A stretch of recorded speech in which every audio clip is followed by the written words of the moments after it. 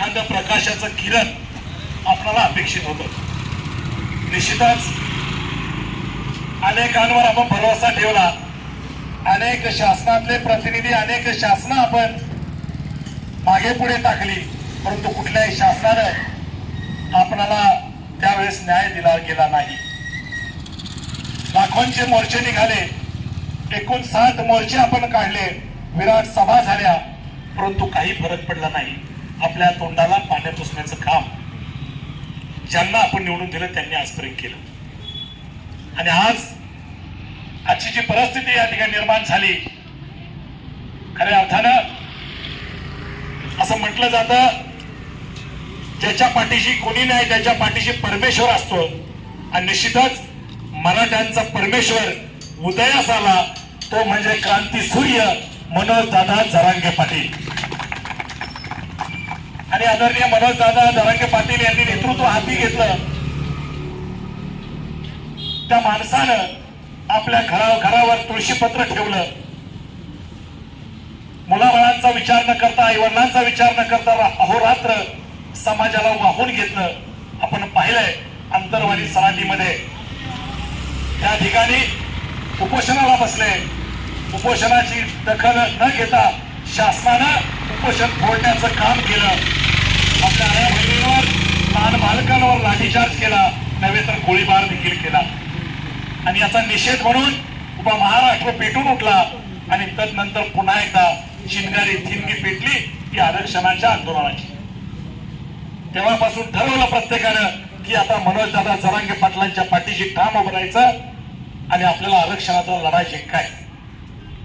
आणि मग तिथनं पुढे आंदोलन सुरू झालं। मी आवर्जून अभिमानानं सांगेन, पहिली विराट सभा अंतरवाली सराटीला झाली, त्यावेळेस घोषणा होती 1 मराठा लाख मराठा, परंतु त्यावेळेची घोषणा थोडीशी बदलली गेली आणि 1 मराठा कोटी मराठा त्या ठिकाणी संपन्न झाला। कोटी मराठ्यांची ताकद पुढे जाताना प्रश्न पडला होता, पश्चिम महाराष्ट्रात उभी राहील की नाही। पुढे प्रश्न पडला होता, तमाम महाराष्ट्र त्यामध्ये सामील होईल की नाही, कारण विदर्भ, मराठवाडा आणि त्या पट्ट्यामध्ये जागरूकता जास्त होती। आपला महाराष्ट्र, आपला पश्चिम महाराष्ट्र, विशेष करून पुणे, सांगली, सातारा, कोल्हापूर, नाशिक या सगळ्या जिल्ह्यामध्ये पुढचं वादळ टिकेल की हा प्रश्न होता। मित्रांनो, आवर्जून सांगेल, अभिमान वाटेल की आपल्या खेड तालुक्याने मनावर घेतलं आणि आपण ज्यावेळेस उपोषणाला जरांगे पाटील तिथे बसले, त्याच वेळेस आपण मार्केट यार्डच्या समोर उपोषण सुरू केलं। उपोषण सुरू करत असताना अवघ्या 4 दिवसामध्ये विराट सभेचं आयोजन केलं आणि ते विराट सभेचे साक्षीदार तुम्ही आम्ही सगळी मंडळी आहोत। पश्चिम महाराष्ट्रात अर्थात महाराष्ट्रामध्ये अंतरवाली सराटी नंतरची सर्वात मोठी जी विराट सभा झाली ती आपल्या छत्रपती शिवरायांच्या जिल्ह्यात आणि हुतात्मा राजगुरुनगरच्या तालुक्यामध्ये झाली। आणि या सगळ्याचं आयोजन, नियोजन, संयोजन तुम्ही आम्ही सगळ्या बांधवांनी केलं। मी तुम्हाला धन्यवाद देईन। आणि तेवढ्यावर आपण थांबलो नाही, पुन्हा एकदा मार्केटच्या समोर आपण 50 दिवसाचं चक्री उपोषण संपन्न होऊन सर्व संप्रदायातली मंडळी एकत्र आली आणि 35 दिवसाचा कीर्तन सोहळा आपण त्या ठिकाणी संपन्न केला। आणि त्या सोहळ्यामध्ये वारकरी संप्रदायाच्या अनेक भूषण मंडळी कीर्तन रूपी सेवा मोफतरित्या आपल्याला त्यांनी दिली। अनेक समाजांचा पाठिंबा त्या ठिकाणी आपल्याला लाभला। पुढे जाताना आंदोलन गावोगावी पुन्हा सुरू झालं आणि आज आपण पाहतोय गेले 8 दिवस आदरणीय जरांगे पाटील पुन्हा एकदा मुंबईकडे आगेकूच करत होते। आणि आज सर्व मराठ्यांचं वादळ मुंबईमध्ये दाखल झालं। 3 दिवस त्या ठिकाणी पोहोचले। शासनाला भीती होती, जर ही आगेमोहळ मराठ्यांचं जर मुंबईत आलं तर मुंबईचे लचके तोडल्याशिवाय राहणार नाही, ही भूमिका त्यांच्या लक्षात आली। आणि म्हणून मराठे असं म्हटलं जातं ना, मराठा खडा तर सरकार से भी बडा। खऱ्या अर्थानं मराठ्याची ताकद शासनाने ओळखली। बऱ्या बोलानं जर मागण्यात येतील शासन कसं, तुम्ही आमची ताकद लक्षात त्यांची आली आणि नाईलाज त्यांचा होता, कारण त्यांच्या पाठीमाग बगल बच्चे ओबीसीचे छगनराव भुजबळ सारखे होते। त्यांनी आपला विरोध केला त्यामध्ये सगळं खतपाणी शासन त्यांना घालत होतं. परंतु शासनाच्या पुढे लक्षात आलं, किती जरी अनाजी पंत असले, किती जरी जगन असले, तरी तिथं काही फरक पडत नव्हता. आणि म्हणून पुन्हा एकदा मराठा आरक्षणाला न्याय देण्याचं शासनाने ठरवलं. आणि आपण काल पाहतोय, सर्वांनी बाईट ऐकली, सर्वांनी त्या ठिकाणी भाषणं ऐकली, आदरणीय जरांगे पाटील यांचं मनोगत ऐकलं.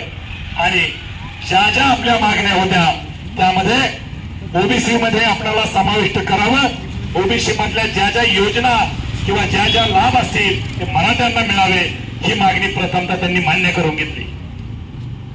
त्यानंतर आपले जे काही नोंदी आहेत त्यांना तर आरक्षणाचा लाभ मिळेलच, परंतु बाकीच्या अजून काही नोंदी सापडत नाही. जवळपास 57 लाख नोंदी सापडल्या. आता 57 लाखामध्ये त्यांचे नातेवाईक, सगळे सोयरे, ह्या सगळ्यांना आरक्षण आणि आरक्षणाचा लाभ मिळावा, ही मागणी आदरणीय जरांगे पाटील यांनी लावून धरली. त्यावेळेस थोडस शासन गडबडत होतं, परंतु ती देखील मागणी अभिमानानं सांगेल शासनाला मान्य करावी लागली. आणि म्हणून आजचा हा जल्लोष सभा या ठिकाणी साकारली जाते. तुम्ही महाराष्ट्रामध्ये वाशीमध्ये प्रथम गुलाल पडला गेला, आता पूर्ण महाराष्ट्रभर गुलालाने लाल होत आहे. याचं कारण असं, मराठ्यांची ताकद होती म्हणून हे सगळं घडलं. उद्याच्या काळात आपली जबाबदारी संपलेली नाही. शासन हे वेळोवेळी जसा सरडा रंग बदलतो ना, तशा गोष्टी काही घडू शकतात. आपलं बारकाईने लक्ष ठेवून राहायचंय. जरांगे पाटील जे आदेश देतील, जी भूमिका बजावतील, उद्याच्या काळात त्या भूमिकेच्या पाठीशी आपल्याला पुन्हा एकदा ठाम राहावं लागणार. कारण जोपर्यंत जीआर बाहेर पडत नाही, आज जरी जीआर बाहेर पडले परंतु त्याची अंमलबजावणी होत नाही, प्रत्येक लाभार्थीला त्याचा लाभ मिळत नाही, तोपर्यंत आपण जागरूक राहायचे. तहसीलदार कचेरी असेल, त्याचबरोबर प्रांत ऑफिस असेल, महसूल विभाग असेल, अन्य सगळ्या विभागामध्ये जिथं म्हणून शासनाच्या योजना मिळत असतील, तिथं जर आपल्या मराठ्यांना लाभ मिळत नसेल तर पुन्हा एकदा आपल्या जागरूक राहणं गरजेचं आहे. आणि म्हणून आपण सर्वांनी निश्चय करूया, आजपर्यंत जी साथ मराठी बांधवांनी आदरणीय जरांगे पाटील यांना दिली, तशीच साथ उद्याच्या काळात एकजुटीची आपण ठेवायची. इलेक्शन येत असतं, जात असतं, राजकारण प्रत्येकाचा हक्क आहे, तो करतीलच, परंतु आपला हक्क, आपला न्याय आणि आपली जिद्द ही आपण एकत्र ठेवायची. आणि असंच एकीचं बळ उद्याच्या काळात आपण दाखवूया. निश्चितच आजचा हा दिवस आनंदाचे डोही आनंद तरंग असं वातावरण निर्माण झालं. याची देही याची डोळा पाहिला आनंदाचा सोहळा असं वातावरण या ठिकाणी मराठा बांधवांच्या निमित्ताने घडलं. निश्चितच आजचा जल्लोष फक्त ओम साई मित्रमंडळ साईनगर, राक्षवाडी आणि आपला परिसराच्या माध्यमातून होतो. संध्याकाळी 5 वाजता बरोबर तालुक्याची एकत्रित मिरवणूक, विजय मिरवणूक, जल्लोष सभा मार्केट पासून पूर्ण गावामध्ये प्रदक्षिणा मार्गाने होणार आहे. जशी आत्ताची उपस्थिती आपली आहे अशीच उपस्थिती संध्याकाळी आपल्याला दाखवायची. आणि आता आपण या ठिकाणी फटाक्याच्या आतिषबाजी नंतर घोषणा देत मार्केटला जायचंय. मार्केटला छत्रपती शिवरायांच्या पुतळ्याला हार घालायचा आहे. तिथनं पुढं हुतात्मा राजगुरू शिवराम हरी राजगुरू, सुखदेव भगतसिंग आणि डॉक्टर बाबासाहेब आंबेडकर या 4ही पुतळ्याला पुष्पहार अर्पण करायचं आहे. आणि तिथे एकही महिला पाठीमागे येणार नाही, सगळ्यांनी बरोबरीने थांबायचंय. एकही बांधव पुरुष सर्वांनी बरोबर यायचंय. अजून संख्या आपली वाढत जाणार आहे, त्या ठिकाणी जायचंय. हे कशासाठी करायचंय की आपला ओम साई मित्रमंडळ साईनगर राक्षवाडीचा परिसर आणि या परिसरातील सर्व समाज बांधव जागरूक आहे, आपलं मंडळ अग्रेसर आहे. आणि खरंच मी धन्यवाद देईन मंगेश असतील किंवा गणेश असतील, त्यांचे सर्व सहकारी, त्यांनी हे इव्हेंट उभं केलं, त्यांच्यासाठी टाळ्या जोरदार. आता कोटी एक मराठा, जोरात आवाज. आता आवाज का कमी पडला? आता आवाज आता आपला जिंकला आहे, जोरात आवाज. एक मराठा, एक मराठा. छत्रपती शिवाजी महाराज की